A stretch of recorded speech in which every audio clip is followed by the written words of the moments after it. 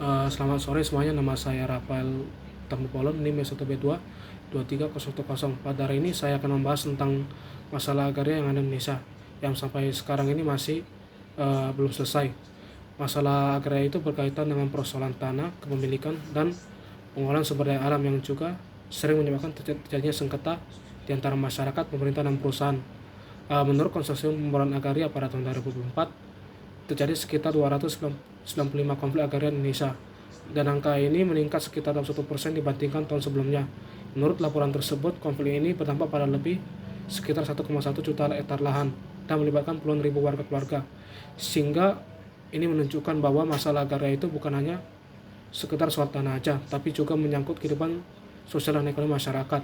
Nah, masalah agraria di Indonesia itu memiliki beberapa bentuk utama. Yang pertama, konflik antara masyarakat dan perusahaan, terutama di sektor perkebunan.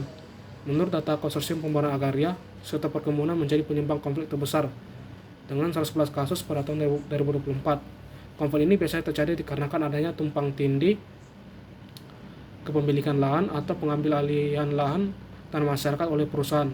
Kedua, konflik akibat proyek pembangunan seperti infrastruktur dan pembangunan. Menurut laporan, sektor infrastruktur dan penambang juga menyumbang banyak konflik dikarenakan pengadaan tanah yang seringkali tidak memberikan ganti rugi yang sepadan kepada masyarakat. Ketiga, adanya kekerasan dan kriminalisasi dalam konflik agraria. Menurut Konsorsium Pembangunan Agraria, sepanjang tahun 2024 terdapat sekitar 596 warga yang menjadi korban kriminalisasi, penganiayaan, bahkan sampai kehilangan nyawa dalam mempertahankan tanah mereka. Selain itu, akar utama dari konflik agraria adalah ketimpangan dalam penguasaan tanah.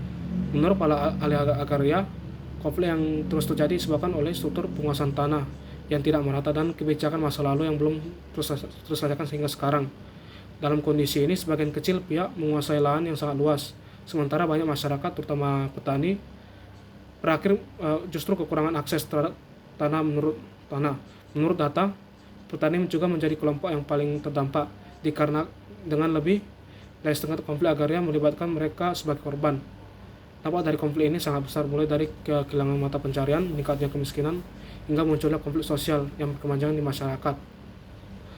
Menurut berbagai laporan, masalah agraria yang Indonesia itu masih menjadi persoalan yang besar dikarenakan tingginya konflik tanah, ketimpangan penguasaan lahan, dan lemahnya perlindungan terhadap masyarakat.